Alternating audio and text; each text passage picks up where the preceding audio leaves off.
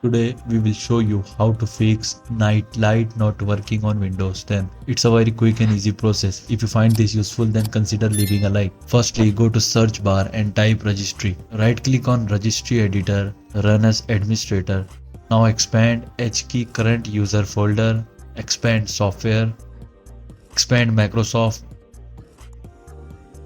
then expand Windows, expand current version, expand cloud store, expand store, expand default account, and lastly expand cloud.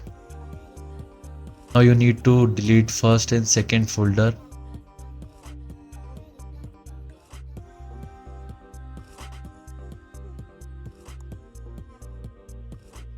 After that you can close registry editor. Second method, go to search bar, type device manager, click on device manager, expand display adapter, right click on it, click on uninstall device, click on uninstall. After uninstall you need to restart your Windows. I hope your problem will be solved.